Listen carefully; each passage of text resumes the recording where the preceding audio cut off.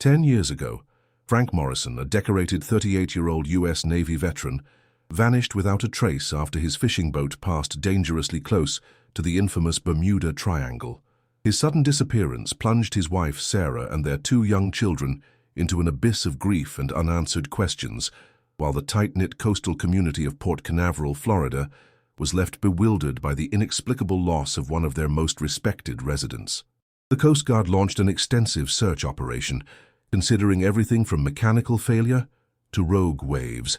But after weeks of fruitless efforts, they were forced to close the case, leaving Frank's family consumed by rage at what they perceived as institutional abandonment of a man who had served his country with honor. Before we continue, subscribe and hit the bell icon. Here we reopen archived cases with respect and evidence. Frank Morrison wasn't just another weekend fisherman lost at sea. He was a man whose life had been defined by precision, discipline, and an unwavering sense of duty. After 15 years serving aboard nuclear submarines in the Atlantic Fleet, Frank had developed an almost supernatural connection to the ocean's rhythms and dangers. His colleagues often joked that he could read weather patterns like sheet music and navigate treacherous waters with his eyes closed. When he retired from active duty in 1999, Frank settled in Port Canaveral with Sarah, his high school sweetheart, and their children, 12-year-old Emma and 8-year-old Jake. The transition from military life to civilian routine hadn't been easy, but Frank found solace in his 28-foot fishing boat, the Sarah's Dream, which became both his sanctuary and his small business venture, offering deep-sea fishing charters to tourists. On the morning of October 15, 2002, Frank prepared for what should have been a routine solo fishing trip. The weather forecast predicted calm seas and light winds, perfect conditions for testing new fishing spots he'd been scouting for months. Sarah later recalled how Frank seemed unusually excited that morning, mentioning he wanted to explore waters near the edge of the Bermuda Triangle, an area he'd always avoided due to its notorious reputation, but now felt confident enough to navigate. He kissed Sarah goodbye at 5:30 a.m., promising to return by sunset with enough fish for a neighborhood barbecue. As his truck disappeared down Harbor Boulevard, towing the Sarah's Dream behind it, Sarah felt an inexplicable chill that she would later describe as her soul recognizing a goodbye that was meant to be forever.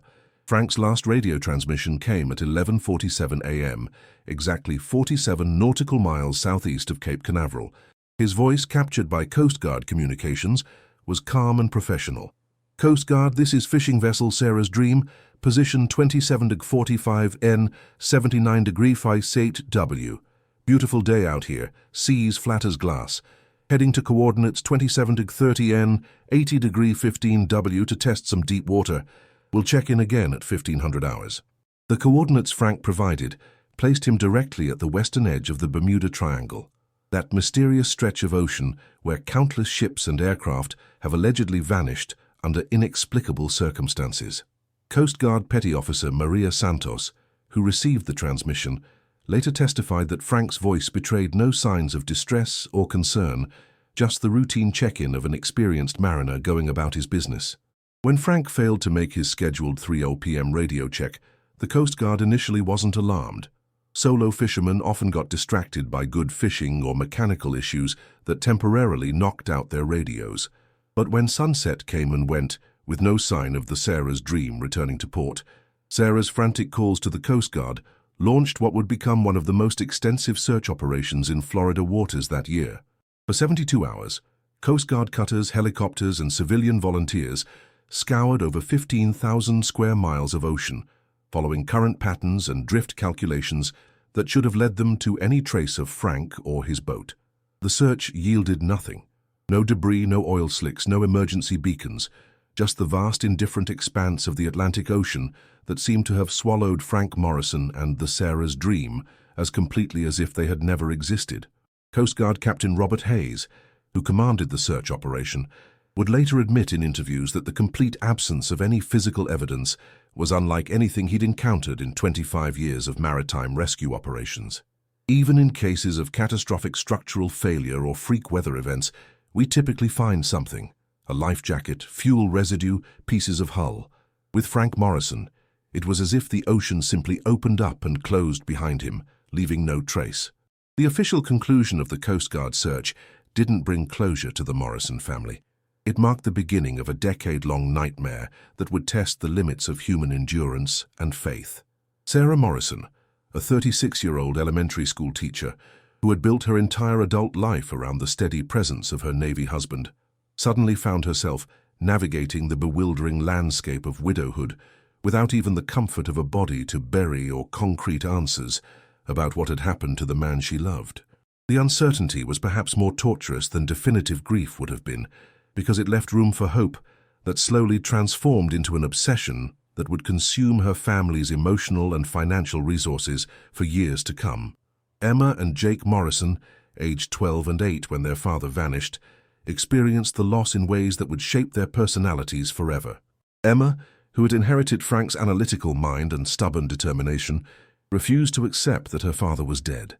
She spent hours in the local library researching Bermuda Triangle disappearances, ocean currents, and survival stories, constructing elaborate theories about where Frank might be and how he might still be alive.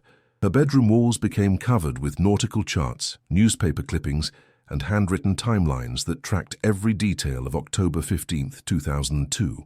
Jake, younger and more emotionally vulnerable, retreated into a shell of silence that worried teachers and counselors, speaking only when directly questioned and developing chronic nightmares about drowning that would plague him well into his teenage years.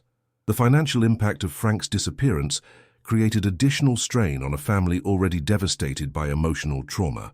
Frank's military pension helped cover basic expenses, but without his fishing charter income, and with mounting costs from private investigators and search efforts that Sarah funded out of their savings, the Morrisons faced potential bankruptcy. Sarah was forced to take on additional tutoring work and weekend jobs, leaving her exhausted and even less emotionally available to help her children process their grief. The family's middle-class stability, built carefully over 15 years of military service and civilian employment, crumbled within months of Frank's disappearance. Sarah's relationship with the Coast Guard and local law enforcement deteriorated rapidly as weeks turned to months without new developments. She organized petition drives demanding that the search be reopened, contacted congressmen and senators, and even hired a private maritime investigation firm that charged $10,000 to conduct a week-long search that yielded no additional clues. Coast Guard officials, while sympathetic to Sarah's pain, maintained that they had followed all proper protocols and that without new evidence or credible leads, further official search efforts couldn't be justified. The bureaucratic language of case closure reports and resource allocation decisions felt like cruel indifference to a woman whose husband had served his country faithfully and deserved better than to be written off as another maritime statistic. The community of Port Canaveral, initially rallying around the Morrison family with benefit dinners and volunteer search efforts, gradually moved on with their lives as the immediate crisis faded into uncomfortable history. Well-meaning neighbors and friends began to avoid Sarah and the children, not out of callousness, but because they didn't know what to say or how to help with a situation that seemed to have no resolution.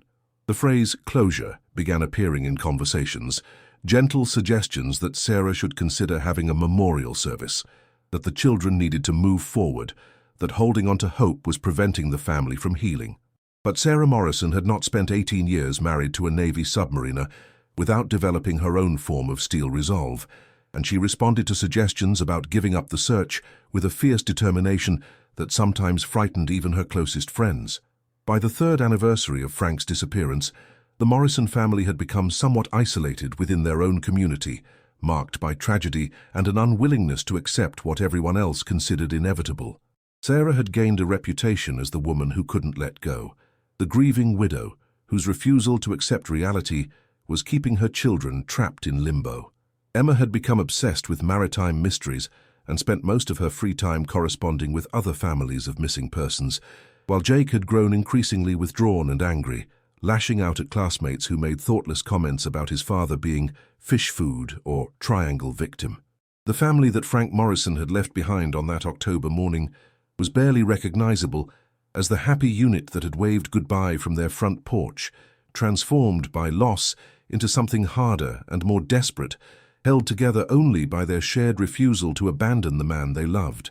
The waters where Frank Morrison vanished carry a reputation that stretches back centuries, steeped in maritime folklore and unexplained disappearances that have captured the world's imagination and spawned countless theories about supernatural forces, alien abductions, and dimensional portals. The Bermuda Triangle, that roughly triangular area of the Atlantic Ocean bounded by Miami, Bermuda, and Puerto Rico, has allegedly claimed over 1,000 lives in the past 500 years, with ships and aircraft disappearing under circumstances that seem to defy conventional explanation.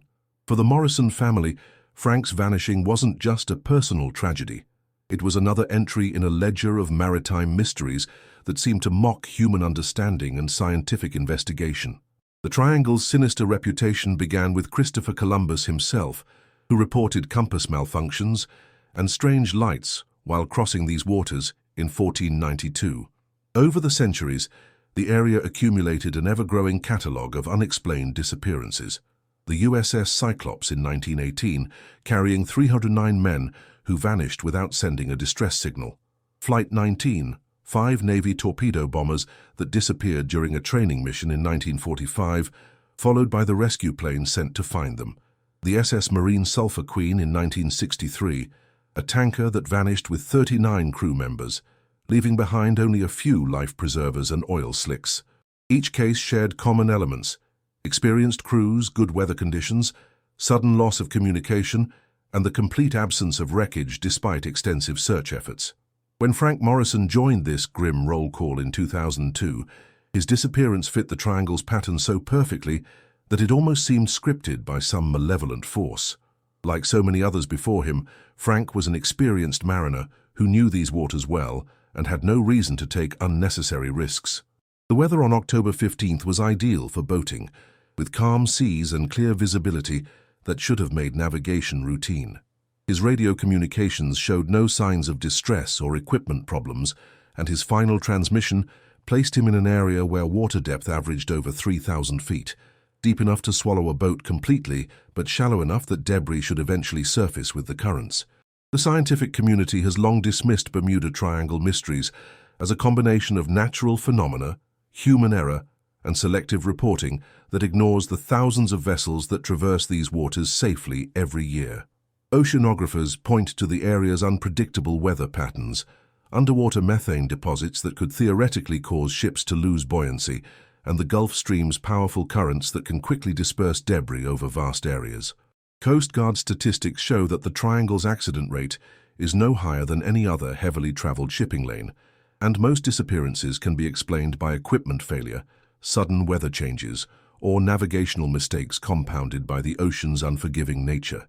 But for Sarah Morrison and thousands of other family members who have lost loved ones in these waters, scientific explanations feel inadequate when faced with the reality of complete vanishing. The absence of any physical evidence in Frank's case, no floating debris, no oil slicks, no emergency beacon signals, seemed to suggest something beyond normal maritime accidents. Sarah began corresponding with other Triangle families, sharing theories and information that official investigators had dismissed or overlooked.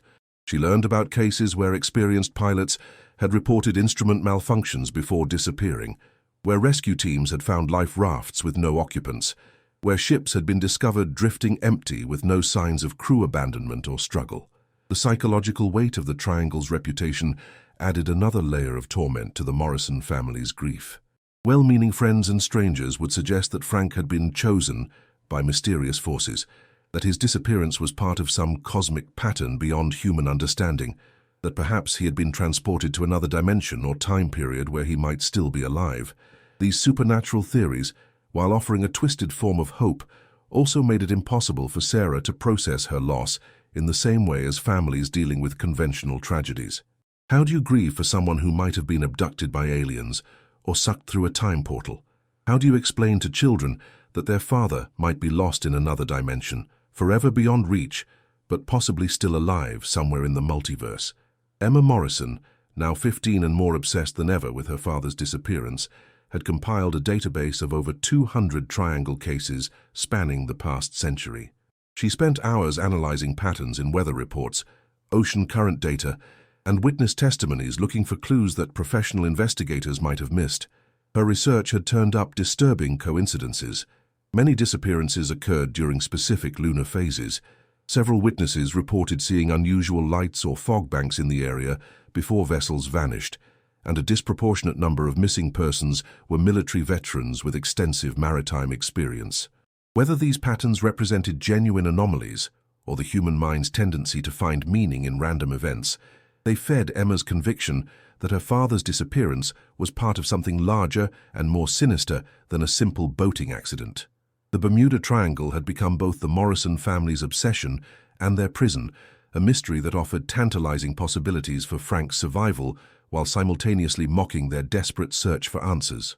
In a world where satellite technology could track objects the size of briefcases and oceanographic sensors could detect underwater disturbances thousands of miles away, the complete disappearance of a 28-foot boat and its experienced captain seemed to belong to an earlier era of maritime mystery.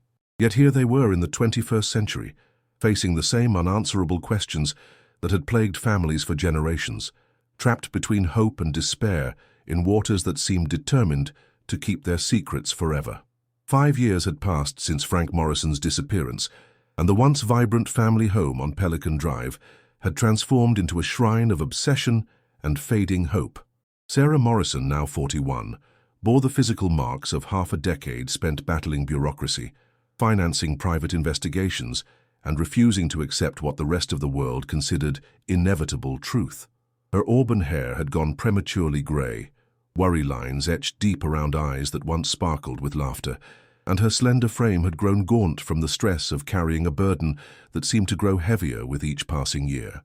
The woman who had once been known for her warm smile and infectious optimism had become something harder and more desperate, driven by a maternal fury that wouldn't allow her to abandon the father of her children to the ocean's indifference.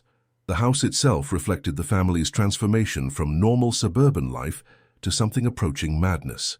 Frank's study had been converted into what Sarah called the war room, walls covered with nautical charts marked in red ink, filing cabinets stuffed with Coast Guard reports and private investigator findings, and a large bulletin board tracking the movements of every vessel that had passed through the search area on October 15, 2002.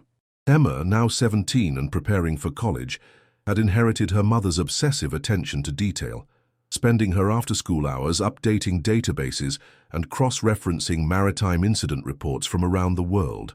The dining room table, once the site of family dinners and homework sessions, was permanently covered with documents, photographs, and timeline charts that traced every minute of Frank's final day. Jake Morrison, now 13 and struggling through middle school, had become the family's emotional casualty. While his mother and sister threw themselves into investigation and research, Jake retreated further into isolation, his father's disappearance having robbed him of the masculine guidance he desperately needed during adolescence. Teachers reported that he was withdrawn in class. His grades had declined dramatically, and he'd been caught several times sneaking out of the house to walk the docks at Port Canaveral, staring out at the ocean with an intensity that worried the harbor patrol officers who knew his story. Child psychologists recommended family therapy, but Sarah couldn't bring herself to participate in sessions that she felt would pressure her to move on from Frank when she believed he might still be alive somewhere, waiting for rescue. The financial strain of maintaining hope had pushed the Morrison family to the brink of bankruptcy. Sarah's teacher salary, supplemented by weekend tutoring and summer school positions, barely covered the mortgage and basic living expenses, but she continued to spend money they didn't have on private investigators, psychics, and maritime search consultants who promised breakthrough results that never materialized. The family's savings account, once healthy from Frank's military benefits and fishing charter profits, had been completely depleted by 2005. Sarah had taken out a second mortgage on the house and maxed out credit cards to fund searches that yielded nothing but false hope and deeper debt. The community of Port Canaveral, initially supportive and sympathetic, had gradually distanced itself from the Morrison family as their grief transformed from touching tragedy to uncomfortable obsession. Former friends stopped calling, neighbors avoided eye contact, and even Sarah's colleagues at the elementary school began treating her with the careful politeness reserved for those whose behavior had become unpredictable.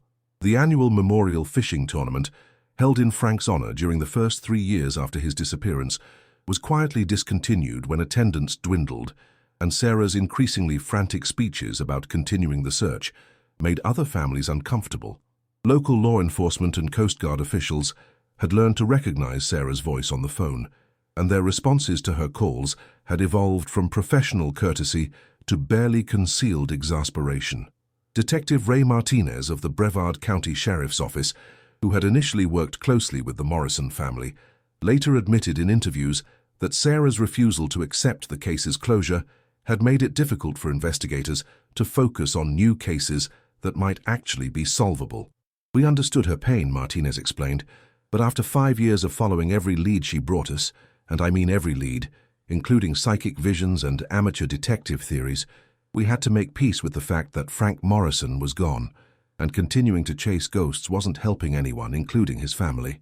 The psychological toll of prolonged uncertainty had created what grief counselors call ambiguous loss, a condition where the absence of concrete information about a loved one's fate prevents normal mourning and healing processes.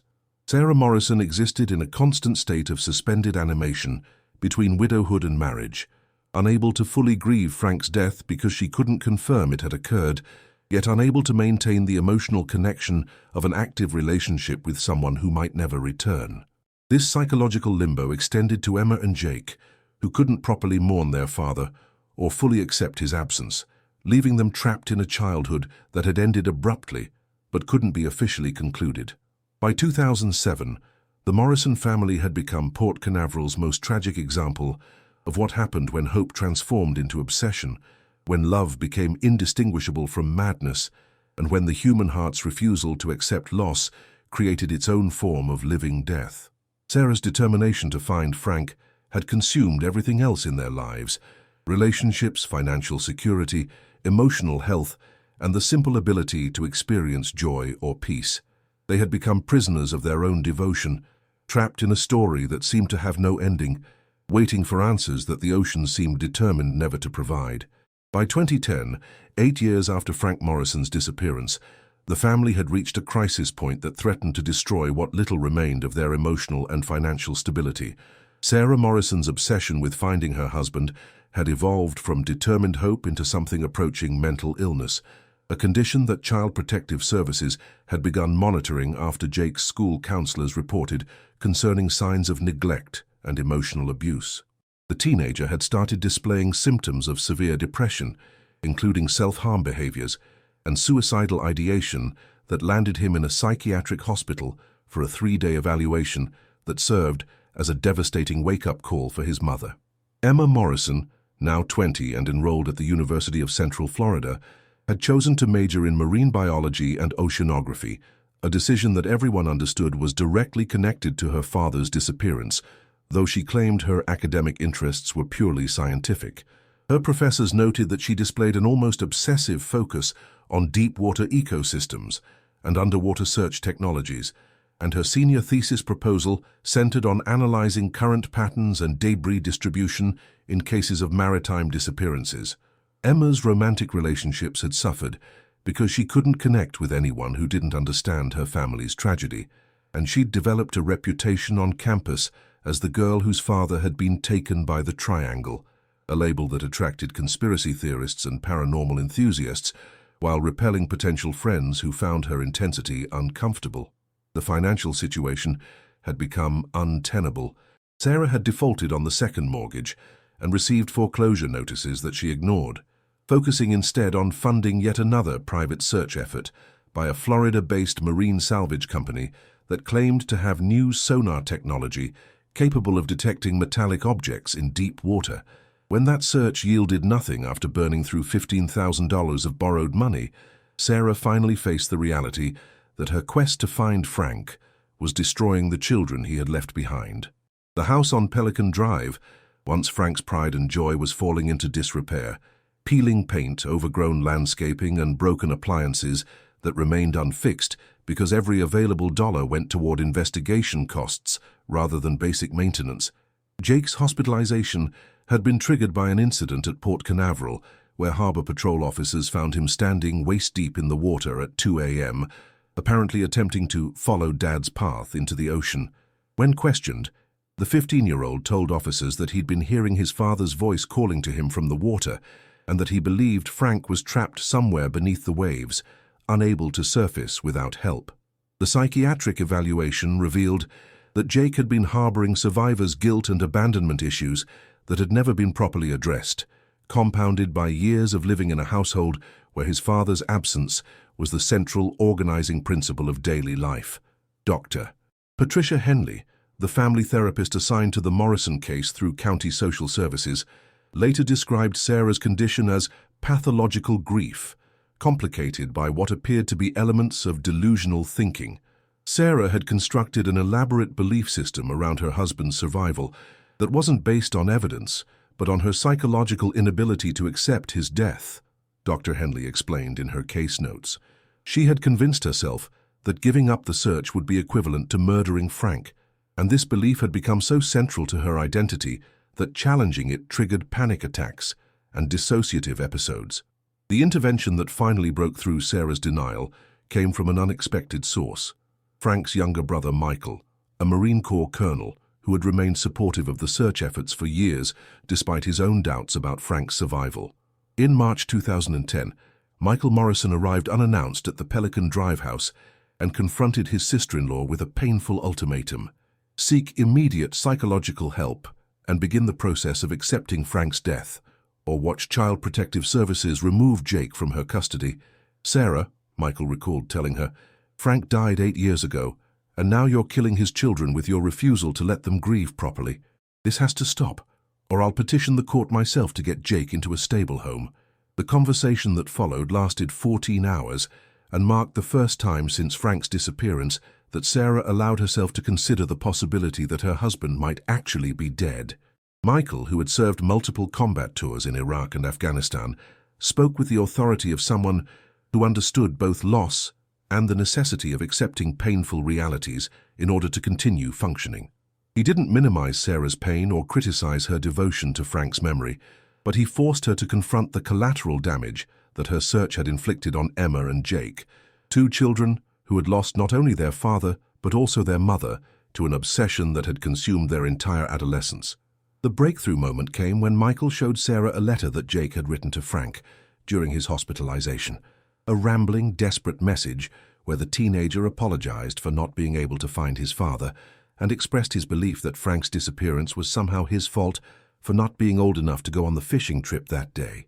Reading her son's words, Sarah finally understood that her refusal to accept Frank's death had prevented her children from processing their own grief, trapping them in a permanent state of childhood trauma that was poisoning their ability to develop into healthy adults. If this case has already gripped you, hit the like button. It helps Frank Morrison's story reach more people. For the first time in 8 years, Sarah Morrison cried for her husband, not as a missing person who might return, but as a dead man who would never come home again. It was a moment of devastating clarity that marked both the end of one phase of her family's ordeal and the beginning of another, the slow, painful process of learning to live with loss instead of fighting against it. But even as Sarah began to accept the likelihood of Frank's death, neither she nor anyone else could have anticipated that the truth about his disappearance was far more sinister than simple maritime tragedy, and that evidence of that truth was already beginning to surface in ways that would eventually shatter everything they thought they knew about October 15, 2002. The call that would eventually reopen Frank Morrison's case came on a humid Tuesday morning in July 2012, exactly 10 years after his disappearance, when Sarah Morrison was finally beginning to build some semblance of normal life from the wreckage of her decade-long obsession. She had been working as a substitute teacher, attending grief counseling sessions twice a week, and tentatively dating a kind widower named Tom Bradley, who understood the complexities of starting over after loss.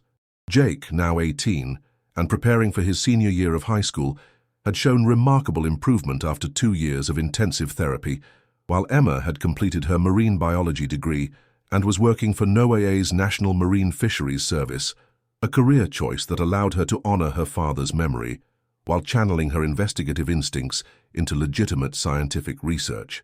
The voice on the other end of the phone belonged to Detective Ray Martinez, the same Brevard County investigator who had grown frustrated with Sarah's calls during the early years after Frank's disappearance. But this time, Martinez's tone carried none of the weary politeness that had characterized their previous conversations. "Mrs. Morrison," he said carefully, I need you to come down to the station as soon as possible. We've received some information about your husband's case that requires your immediate attention."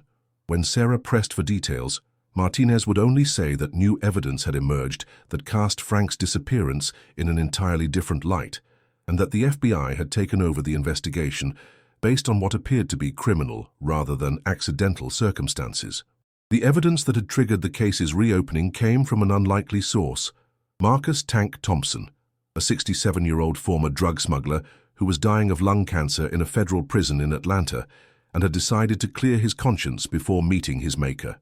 Thompson had contacted federal authorities through his attorney, claiming to have information about multiple unsolved cases, including the disappearance of Frank Morrison, whose name he knew from Coast Guard reports he'd been shown during questioning about other maritime incidents in 2003. What Thompson revealed to FBI agents during a recorded confession session would completely shatter the Bermuda Triangle theory that had dominated speculation about Frank's fate for a decade. According to Thompson's testimony, Frank Morrison had not vanished into mysterious Triangle waters on October 15, 2002. Instead, he had stumbled upon a major drug smuggling operation that was using the Triangle's reputation as perfect cover for moving cocaine shipments from Colombia to distribution points along the Florida coast. Thompson claimed that his organization had been using the area's supernatural reputation to discourage Coast Guard patrols and civilian boat traffic, making it ideal for nighttime rendezvous between mother ships from South America and smaller vessels that could slip into Florida's countless inlets and waterways without detection. Frank Morrison's fatal mistake, according to Thompson, had been anchoring his boat directly over coordinates that served as a drop zone for waterproof drug packages that were lowered from larger vessels and retrieved by divers from smaller boats.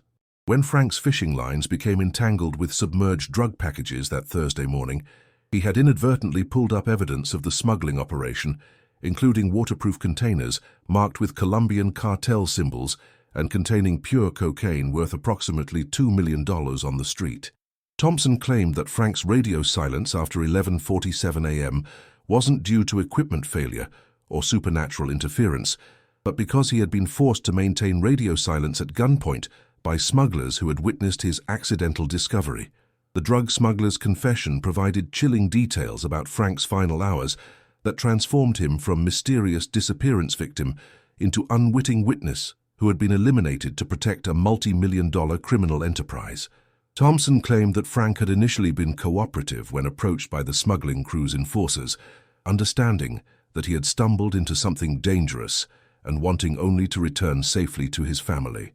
The Navy veteran's calm demeanor and professional bearing had initially worked in his favor, as the smugglers considered simply confiscating the drugs and allowing him to leave with a warning to keep quiet about what he'd seen. However, according to Thompson's account, the decision to kill Frank Morrison was made by cartel representatives who were aboard the mother ship that day and couldn't risk allowing a potential witness to survive, regardless of his promises to remain silent. Thompson claimed that Frank was transferred to the larger vessel, where he was interrogated about whether he had contacted anyone about his discovery and whether Coast Guard personnel were aware of his exact location. When satisfied that Frank posed no immediate threat to their operation, the cartel enforcers reportedly shot him twice in the head and disposed of his body by weighting it down with anchor chains before dropping it in over 4,000 feet of water.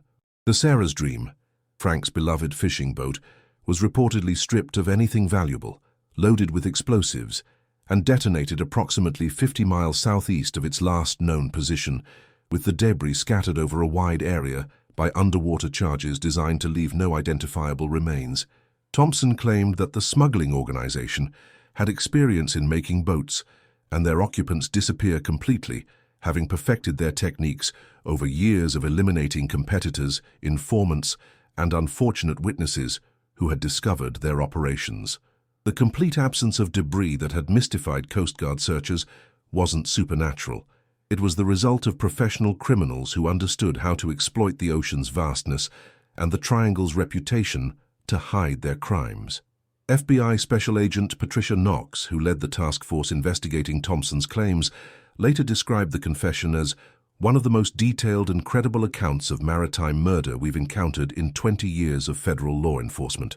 Thompson's story was corroborated by financial records showing unusual activity in accounts linked to known drug trafficking organizations during October 2002, satellite data indicating the presence of multiple vessels in the area where Frank disappeared, and testimony from other imprisoned smugglers who confirmed that the triangle was indeed being used as a drug transfer zone during that time period. The revelation that Frank Morrison had been murdered rather than lost to accident or supernatural forces hit his family like a physical blow, reopening wounds that had finally begun to heal and replacing the romantic tragedy of mysterious disappearance with the brutal reality of criminal execution.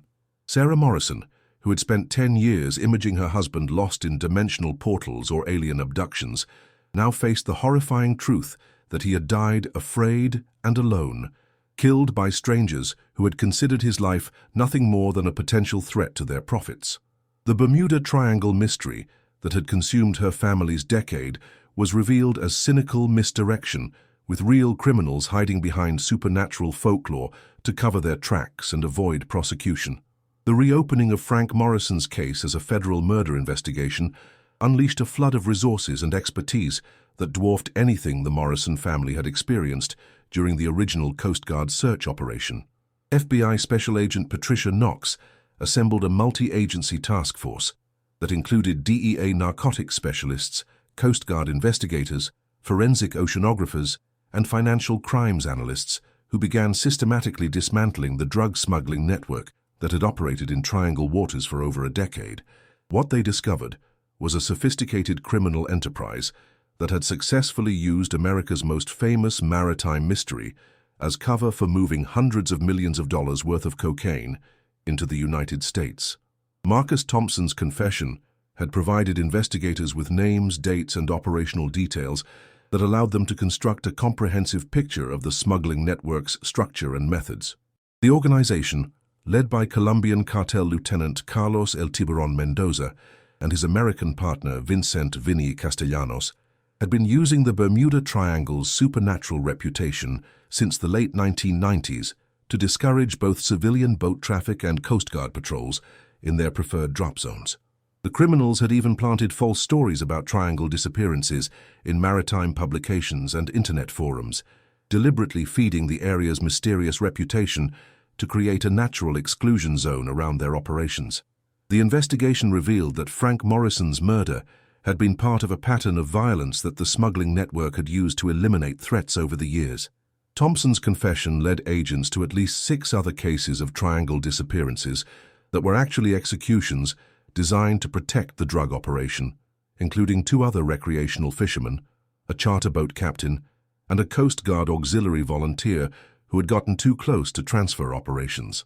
Each murder had been carefully planned to leave no physical evidence, with bodies weighted down and dropped in deep water, while boats were destroyed with explosives that scattered debris over areas too vast for effective recovery operations. Agent Knox's team used advanced financial forensics to trace money flows through shell companies and offshore accounts that had funded the smuggling network's operations. Bank records showed that between 1998 and 2008, the organization had moved approximately $500 million worth of cocaine through Triangle waters, using a fleet of modified fishing boats and small cargo vessels that appeared legitimate to casual observation, but contained hidden compartments capable of carrying multi-ton drug shipments. The operation's success had depended on meticulous planning, ruthless elimination of witnesses, and exploitation of the Bermuda Triangle legend that made law enforcement agencies less likely to investigate unusual maritime incidents in the area. The breakthrough that led to arrests came when Thompson's confession was corroborated by physical evidence that FBI diving teams recovered from the ocean floor using state-of-the-art deep-water submersibles.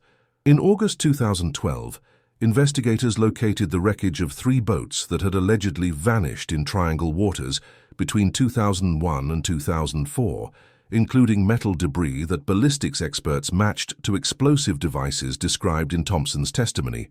More significantly, they recovered human remains from weighted containers that DNA analysis confirmed belonged to 2 missing fishermen whose disappearances had been attributed to Triangle phenomena but were actually cartel murders. Vincent Castellanos, the American partner in the smuggling operation, was arrested at his luxury waterfront home in Key Biscayne on September 15, 2012, exactly 10 years and 1 month after Frank Morrison's murder. Federal agents seized $2.3 million in cash, 3 speedboats equipped with hidden compartments, and detailed records of drug shipments that corroborated Thompson's confession down to specific dates and quantities. Castellanos, facing life imprisonment under federal drug trafficking and murder statutes, quickly agreed to cooperate with investigators in exchange for a reduced sentence, providing additional details about the network's operations and Frank Morrison's final hours. According to Castellanos' testimony, Frank Morrison had been killed not just because he had discovered the drug packages, but because his military background and calm behavior under pressure had made him particularly dangerous as a potential witness. Frank didn't panic when we approached his boat, Castellanos told investigators during recorded interviews. He was polite, professional, said he understood he'd stumbled into something he shouldn't have seen and promised to forget about it and leave. But El Tiburon said military guys like that were trained observers who remembered details, and that he'd probably already memorized our boat registration numbers and GPS coordinates. He made the call to eliminate the threat. The arrest of Carlos El Tiburon Mendoza proved more challenging, as the Colombian cartel lieutenant had returned to South America after the smuggling network's dissolution in 2008 and was protected by corrupt officials who had been paid millions to ensure his safety. However, DEA agents working with Colombian authorities were eventually able to track Mendoza to a fortified compound outside Medellin, where he was killed during a raid in November 2012 while allegedly resisting arrest. His death closed the final chapter on the criminal organization that had terrorized Triangle waters for over a decade while hiding behind supernatural folklore. The FBI investigation ultimately identified 12 victims of the smuggling network's violence, including Frank Morrison, and resulted in federal indictments against 37 defendants on charges ranging from drug trafficking to murder conspiracy. The case became a landmark example of how organized criminals could exploit popular mythology and law enforcement assumptions to operate with near impunity, and led to significant changes in how Coast Guard and FBI investigators approach unexplained maritime disappearances. Agent Knox later wrote in her final report that the Morrison case demonstrated how criminal organizations can weaponize folklore and supernatural beliefs to create blind spots in law enforcement coverage, turning America's most famous maritime mystery into cover for systematic murder and drug trafficking. The federal trial of Vincent Castellanos and 12 other defendants charged in connection with Frank Morrison's murder began in Miami Federal Court on March 18, 2013, drawing national media attention as prosecutors systematically dismantled the myth of Bermuda Triangle disappearances and revealed the cold-blooded criminal enterprise that had operated beneath the surface of America's most famous maritime mystery. Sarah Morrison, accompanied by Emma and Jake, attended every day of the 6-week trial, finally hearing the complete story of Frank's final hours and witnessing the faces of the men who had destroyed their family 10 years earlier. The prosecution's case, led by Assistant U.S. Attorney Rebecca Thornton, painted a picture of Frank Morrison as an innocent victim who had stumbled into a nightmare through nothing more than bad luck and good fishing instincts. Testimony revealed that Frank had anchored the Sarah's Dream directly over coordinates that the smuggling network had been using as a drop zone for waterproof drug containers for over 2 years, and that his fishing lines had become entangled with cocaine packages worth approximately $2 million that were awaiting pickup by the organization's retrieval divers. Vincent Castellanos, testifying as the prosecution's key witness in exchange for a reduced sentence, provided devastating details about the decision-making process that had led to Frank's execution. According to his testimony, Frank had initially been seen as a manageable problem, a weekend fisherman who could be warned off and trusted to keep quiet about what he'd accidentally discovered. However, cartel representatives aboard the mothership had overruled local smugglers who favored letting Frank go, insisting that military veterans posed unacceptable security risks because of their training in observation and reporting procedures. The courtroom fell silent as Castellanos described Frank's final moments with clinical detachment that made his testimony even more horrifying. Frank Morrison was a gentleman right up to the end, Castellanos testified. When we told him he was going to die, he asked if he could write a letter to his wife and kids. El Tiburon laughed and said dead men don't write letters, but Frank kept asking, so finally they gave him a piece of paper and a pen. He wrote for maybe 10 minutes very carefully, like he was choosing every word. Then they took the letter away and shot him twice in the head. He never begged or cried or anything, just wrote his letter and waited. The revelation that Frank had written a final letter to his family stunned the Morrison family and courtroom observers, but prosecutors revealed that the letter had been destroyed immediately after Frank's murder, along with all other physical evidence that could connect the killing to specific individuals. Castellanos claimed that El Tiburon had read the letter aloud to the crew before burning it, describing it as the kind of thing you'd expect from a Navy guy, telling his wife he loved her, asking her to take care of the kids, saying he was sorry he wouldn't be coming home. The destruction of Frank's final words to his family represented a particularly cruel aspect of his murder that added emotional weight to the prosecution's case. Defense attorneys attempted to portray their clients as low-level operatives who had no choice but to follow orders from Colombian cartel leaders, but the prosecution's evidence demonstrated that the American defendants had been active partners in the smuggling network rather than unwilling participants. Financial records showed that Castellanos alone had earned over $15 million from the drug operation between 1998 and 2008, using his profits to purchase luxury homes, boats, and cars, while families like the Morrisons suffered the devastating consequences of his criminal enterprise.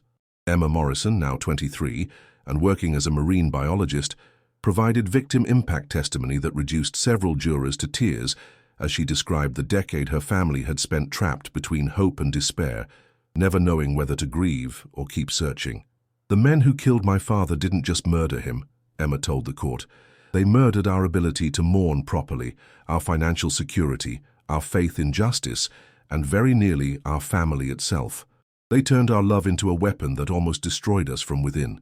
Jake Morrison, now 19 and a college freshman, spoke about the psychological damage caused by growing up without knowing whether his father was dead or alive.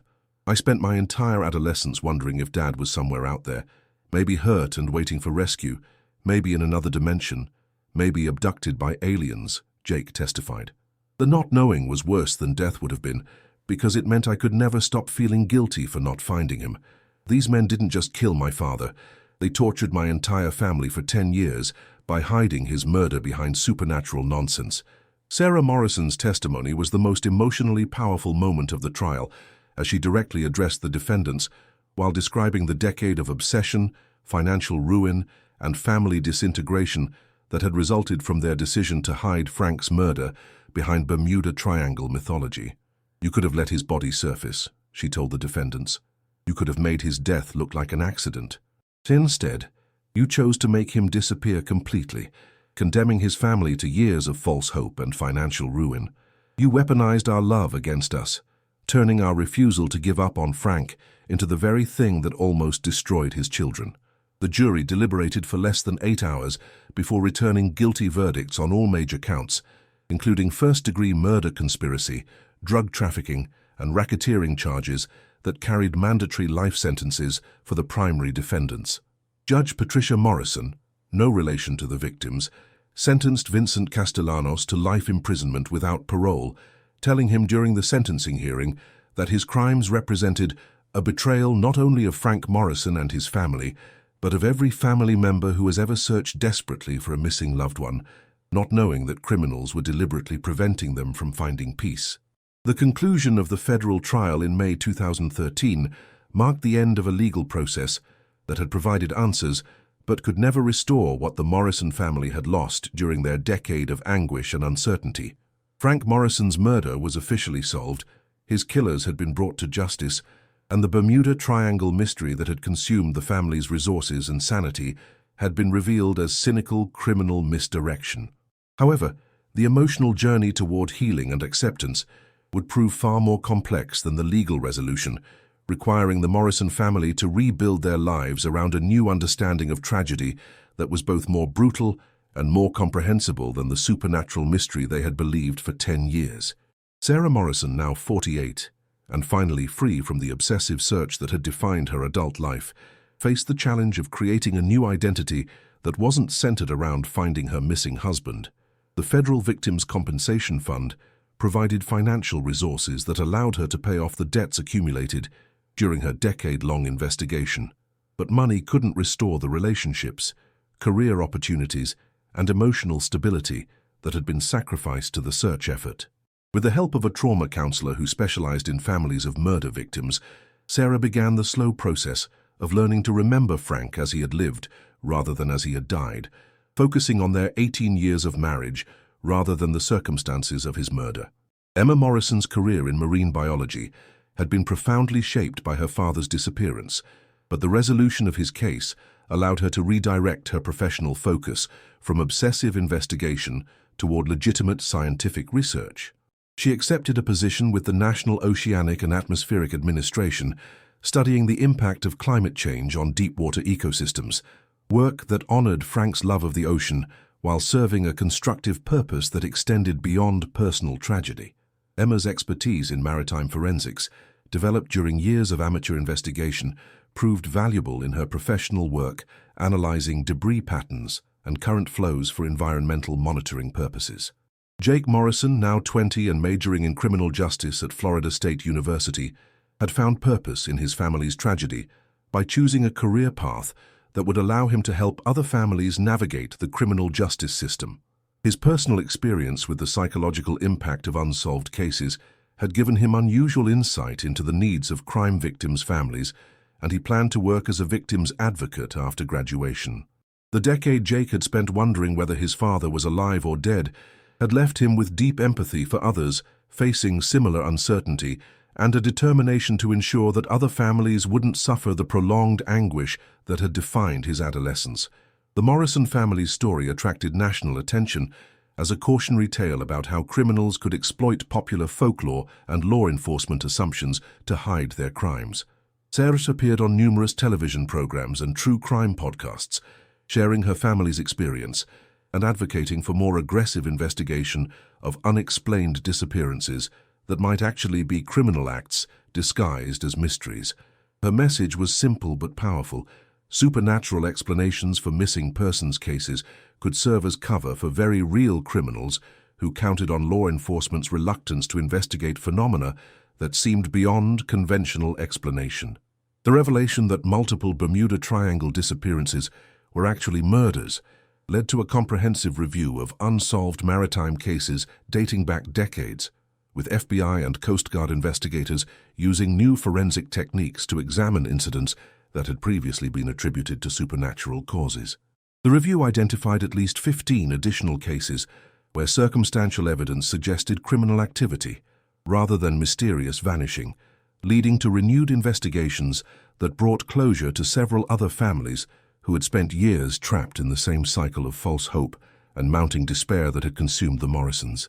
Frank Morrison's story became a case study in federal law enforcement training programs, illustrating how organized criminals could weaponize popular mythology to create blind spots in investigative coverage. The case led to significant changes in how the Coast Guard and FBI approach unexplained maritime disappearances, with investigators now required to consider criminal explanations before concluding that incidents are accidental or supernatural. Agent Patricia Knox, who had led the investigation, wrote a comprehensive report that became required reading for federal agents working maritime cases. In October 2015, exactly 13 years after Frank's disappearance, the Morrison family held a memorial service at Port Canaveral that finally provided the closure they had been denied for over a decade. Unlike the desperate search efforts and conspiracy theories that had characterized the previous 13 years, this ceremony was a celebration of Frank's life and service, attended by Navy colleagues, fishing charter customers, and community members who shared memories of the man rather than speculation about his fate. Sarah, Emma, and Jake each spoke about Frank's impact on their lives and their determination to honor his memory through constructive action rather than destructive obsession. The memorial service concluded with the dedication of a small monument at Port Canaveral bearing Frank's name and service record, along with the names of other confirmed victims of the smuggling network's violence. The inscription read simply, Frank Morrison, U.S. Navy, devoted husband and father, murdered October 15, 2002. His truth survived the lies of his killers. The monument served as both a tribute to Frank's memory and a warning that the ocean's mysteries could hide very human crimes that demanded very human justice. As Sarah Morrison stood beside her children at the monument's dedication, she reflected on the journey that had transformed her family from naive believers in supernatural mysteries into advocates for criminal justice reform. The decade they had spent searching for Frank in dimensional portals and alien abductions seemed like another lifetime, a period of shared madness that had nearly destroyed them, but ultimately led to truth and healing. Frank Morrison had finally come home, not in the way his family had hoped, but in the way that mattered most, as a man whose story had been told completely and whose killers had faced the consequences of their crimes. Subscribe to our channel to explore more archived and disturbing cases across America. Thank you for following Frank Morrison's story. We'll see you in the next video.